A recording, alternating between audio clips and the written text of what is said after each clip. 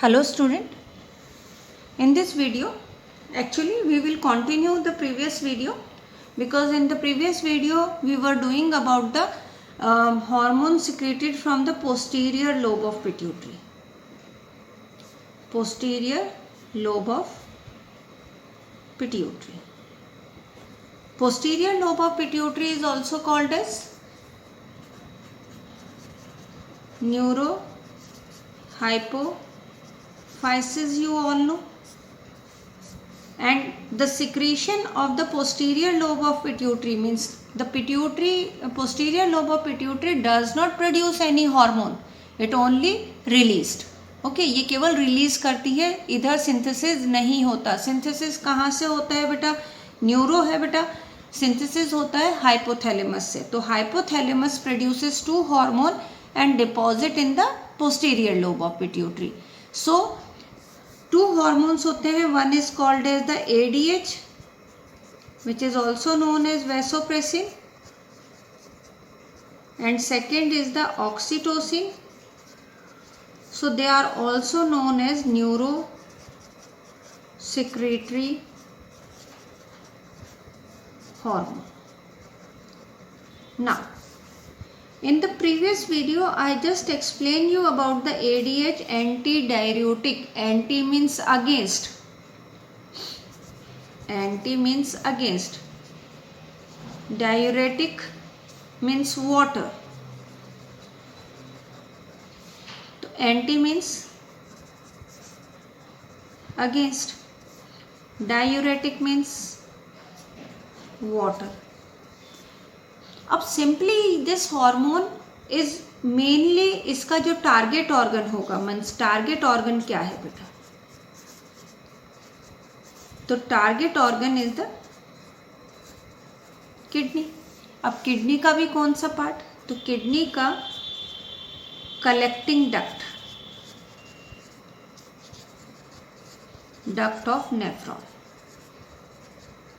Nephron का जो collecting duct होती है, that is the target organ of the ADH hormone. Now what is the function of the ADH hormone? When this hormone is released, है ना, the ADH is means the ADH hormone responsible for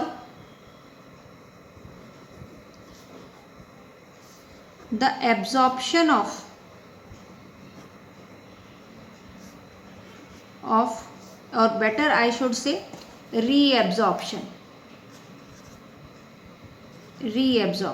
Okay, reabsorption of water from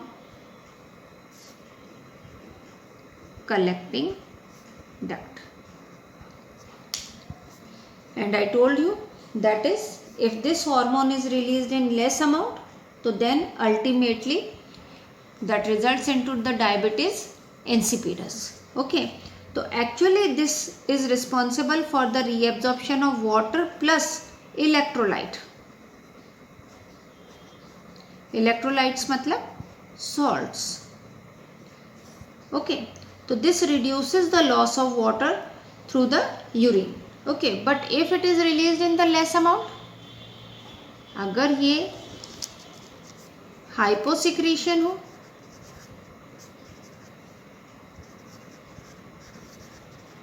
तो hyposecretion of ADH may result into excessive and diluted urine. So it maintains the amount of water and salt in the body, and mainly it is responsible for the conservation of water. Now the another hormone of the posterior lobe of pituitary is the oxytocin. So now oxytocin, the oxytocin hormone जो है बेटा, it mainly acts on the smooth muscles. किस पर काम करता है? Smooth muscles. Okay, which are also known as involuntary muscles. तो oxytocin act on the smooth muscles of our body and it stimulates contraction. क्या स्टिमुलेट करता है बेटा? कॉन्ट्रैक्शन. तो actually in female the oxytocin में रिजल्ट्स इनटू, यानी कि at the time of parturition. Parturition, the another word or the scientific word for the delivery of the birth of the baby. तो during parturition the oxytocin hormone है ना, during parturition oxytocin hormone is released and that causes vigorous contraction in uterus. And beta, we know that inside the uterus or the mother womb, suppose these are the finger like projections in the placenta. तो ये maternal placenta है and this is the placenta of the fetus. And we know that the maternal placenta and the fetal placenta are like this. They are interdigitated in each other, but the blood of the fetus and the blood of the mother never come in contact with each other. So they are like this. So what happen when the birth of the baby has to takes place? So at that time, how this placenta, yani fetal placenta, should be separate.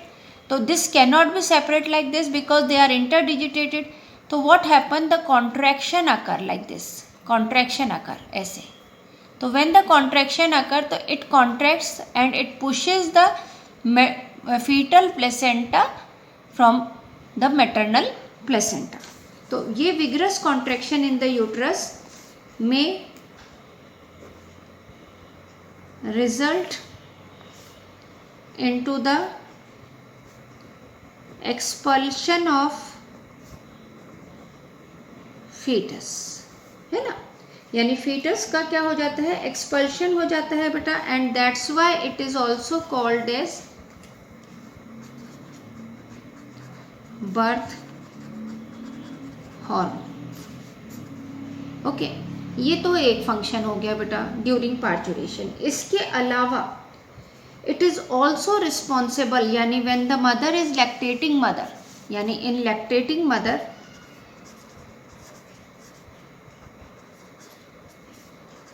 Lactating mother means when the mother feed the young ones. तो जब mother अपने young one को feed करती है उस time में भी mother की बॉडी में oxytocin is released and then in lactating mother it is responsible for the ejection of milk. तो दैट्स वाई ये मिल्क को भी क्या करता है? इजेक्शन करता है of milk from mammary gland. तो hence it is also called as milk ejecting hormone.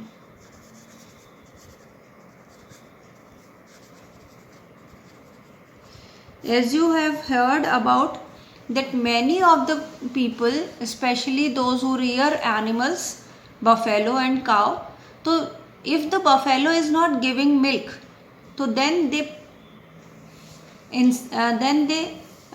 give a injection to the buffalo, and that injection is nothing but the injection of the synthetic oxytocin. तो synthetic oxytocin injection, but it is harmful बेटा. ये good practice नहीं है, लेकिन फिर भी लोग देते हैं. तो synthetic oxytocin injection results into the ejection of milk.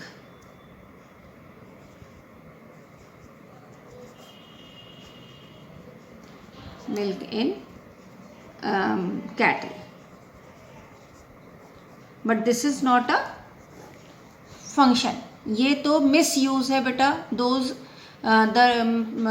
जो breeders हैं होते हैं, एनिमल हस्बेंड्री वाले लोग जो होते हैं, they are misusing this hormone. तो actually these are the two hormone of the posterior lobe of pituitary. Now we come on to the next gland, and that is the pineal gland. The pineal gland. Where it is located? तो सबसे first बेटा where it is located, तो कहाँ है इसका location? तो it is present on the dorsal side of forebrain. Forebrain में ही present है, लेकिन उधर कहाँ पे बेटा? डॉर्सल साइड पर. कहाँ पर? फोरब्रेन पर. This pineal gland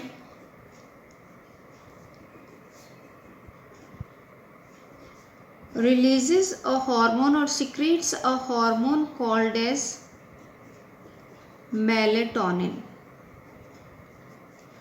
Beta, just keep in mind this is melatonin, and the intermedia, pars intermedia of the pituitary releases melanocyte stimulating hormone. These are two different hormones, that is MSH, melanocyte stimulating hormone, responsible for the pigmentation, color of the skin, and this is the melatonin. Okay, so this melatonin is a very important hormone which play an important role in the 24-hour cycle. अब जो 24-hour cycle होती है that is called as diurnal rhythm. Diurnal rhythm. What do you mean by the diurnal rhythm? Diurnal rhythm means during the night we people sleep, है ना, we go to sleep, and during the day we are active. तो इस तरह से अलग अलग animals की diurnal rhythms होती है according to their wake and sleep cycle. तो हम सिंपली इसको क्या कह सकते हैं?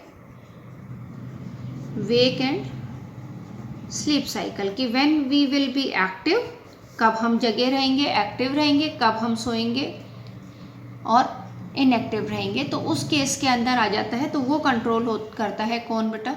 मेलेटोनिन. ओके, इसके अलावा it also responsible for the wake and sleep cycle as well as the body temperature.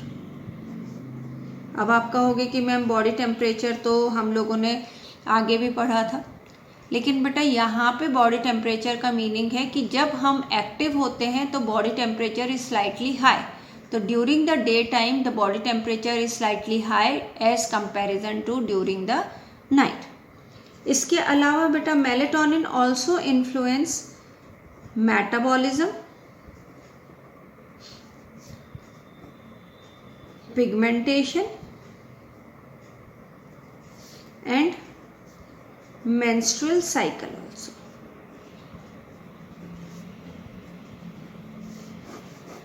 ये किसको मेंटेन करती है? मेंस्ट्रुअल साइकिल को. इसके अलावा बेटा melatonin is also responsible for the defence capabilities.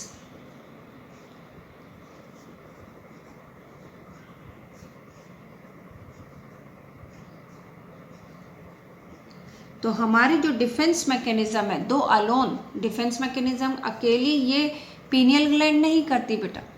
There are various other factor which are responsible for the defence mechanism of our body, but this plays a one part in the defence mechanism also.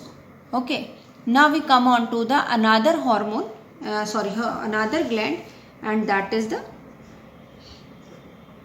thyroid gland. Thyroid gland is a very important gland, and it is the largest endocrine gland. जैसे हम कहते हैं largest gland तो liver है बेटा, ये largest endocrine gland है. कौन सी बेटा? Thyroid gland. ओके, तो थायराइड ग्लैंड जो होती है it is composed of, it is made up of two lobes. दो लोब्स होते हैं बेटा on either side of trachea.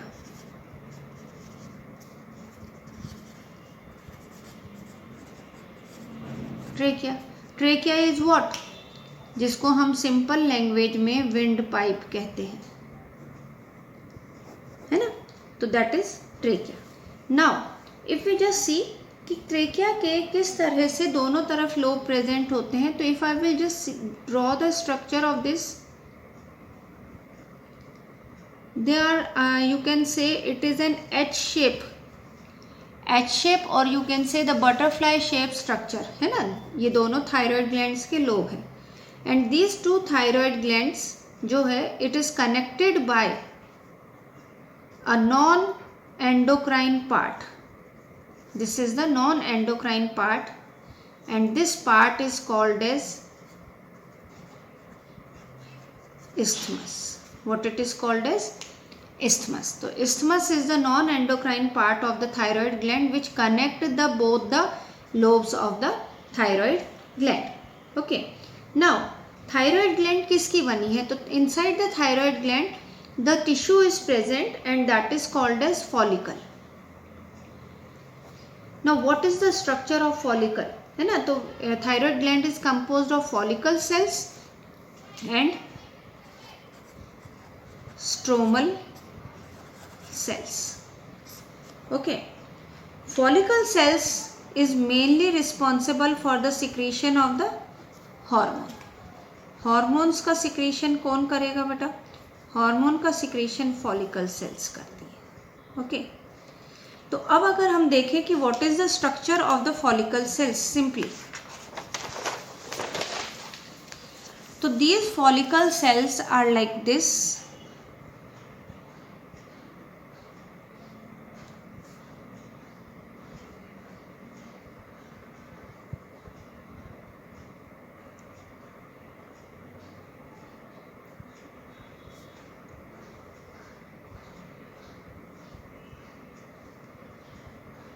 And these follicle cells release their secretion in them.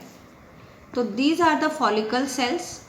If the number of follicle cells increases, the size of the thyroid gland also increases. And the number of the follicle cells depends on the amount of iodine intake. हम एक इससे related disease पढ़ेंगे बेटा, goitre. That I will tell you in the later stage. But what is this. तो these are mainly responsible. इसके अंदर ये जो कैविटी प्रेजेंट है, इन कैविटी के अंदर the hormones are released. Now thyroid gland mainly release 2 hormone, है ना. 2 हार्मोन मेनली रिलीज करती है. वन सिंपली जैसे ये कह दें कि फॉलिकुलर सेल कौन कौन से हार्मोन रिलीज करती है, तो दैट इज जिसको हम कहते हैं T4. T4 is the tetra iodo thyronine. Okay, and another is the T3. T3 is the tri iodo thyro. Okay, tetraiodothyronine means 4 molecule of iodine. Triiodothyronine means 3 atom of iodine. 3 atom of iodine से मिलके बनते हैं. तो that is may results into together it is called as thyroxine. ठीक है, together ये क्या कहलाते हैं बेटा, थायरॉक्सिन कहलाते हैं. एंड दिस थायरॉक्सिन हार्मोन है ना इस ट्राई और टेट्राआयोडो हार्मोन टेट्राआयोडोथायरोनिन और ट्राईआयोडोथायरोनिन के फॉर्मेशन के लिए, for this formation what it is required, iodine rich food is required. अब सबसे पहले चीज है कि आयोडीन हमें मिलता किस में है बेटा. तो majority of the iodine we are either getting through the water or food in the natural way. But especially the person who are living at a higher altitude, मतलब in the hilly regions, most of the human being suffer from deficiency of iodine. Iodine की deficiency रहती है बेटा. क्यों iodine की deficiency रहती है? You know that most of the river are started from the Himalaya only, and Himalaya region से जो रिवर फॉर्म होती हैं, रिवर बनती हैं, वो किससे बनती है? By the melting of water, ice. When the melting of ice and ice or the snow, ice means snow, melting of snow, and snow is a pure form of water, it does not contain mineral. So when the snow melt, the water does not contain mineral, so there is a deficiency of the iodine also. As a result, most of the people living in the hilly area were suffer from goiter. तो ये goitre किसकी वजह से होता है? Due to the deficiency of iodine. तो इसको fulfil करने के लिए Indian government has started long back in the 1990s iodised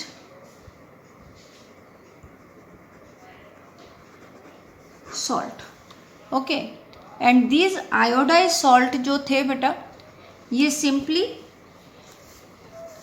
NaCl के साथ में amount of iodine is there and which prevent the goitre. Now सबसे पहले चीज आता है बेटा व्हाट इज इट्स फंक्शन.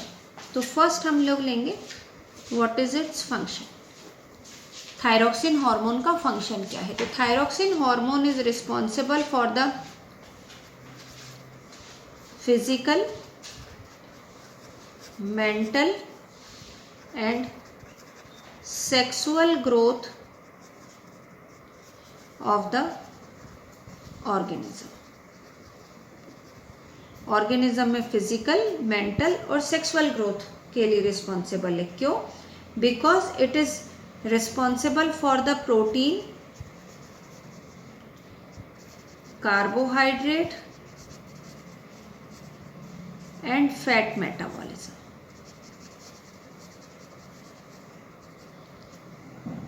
तो the person get physically growth होती है उसके अंदर, मेंटल ग्रोथ होती है due to the thyroxine hormone, और सेक्सुअल मेच्योरिटी भी आती है due to the thyroxine hormone.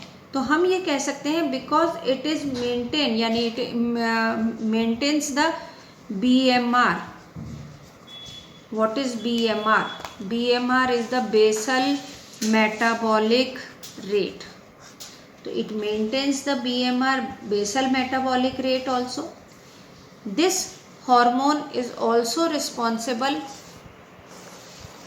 This is the BMR, and this hormone is also responsible for the formation of the RBCs. RBCs formation.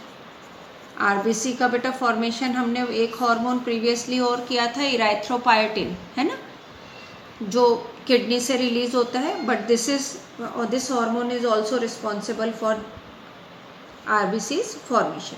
Now one more thing, thyroid hormone की, जैसे I told you, it is responsible for the physical, mental and sexual growth. तो simply आप लोगों को एक चीज बताते हैं बेटा कि इन द फ्रॉग, यानी टेडपोल इज देयर, टेडपोल के अंदर जब मेटामॉर्फोसिस होता है तो वो किस में कन्वर्ट होता है बेटा? फ्रॉग में. कब? मेटामॉर्फोसिस से फ्रॉग में कन्वर्ट होता है. तो अगर if there is a deficiency of thyroxine hormone,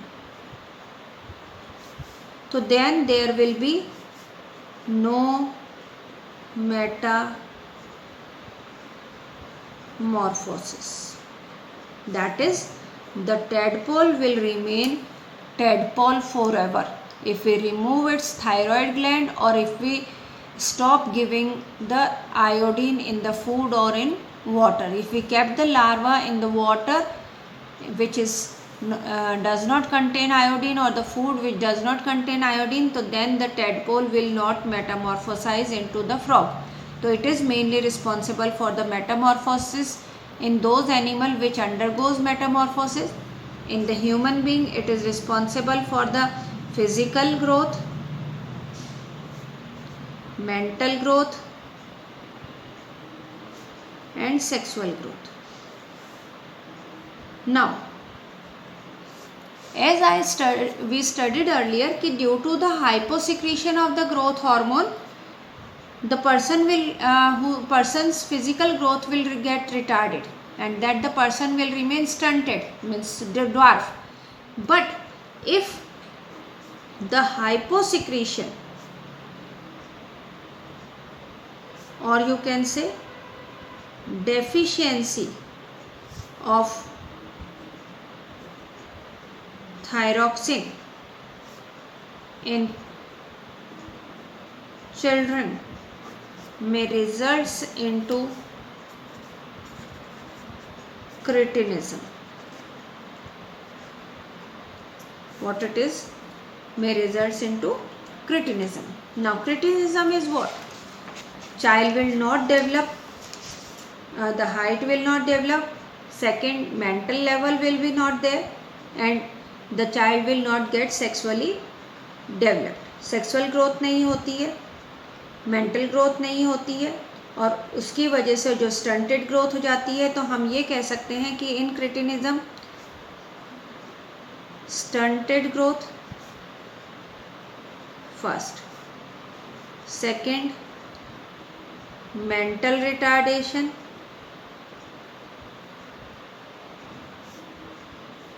third is not sexually mature. तो sexually immature, and that is called as cretinism, है ना?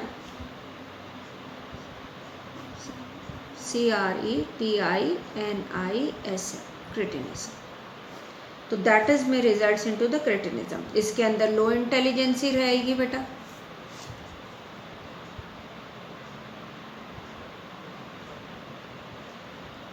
ये क्रिटिनिज्म जब भी हो सकता है, कब बेटा? दूसरी कंडीशन की ड्यूरिंग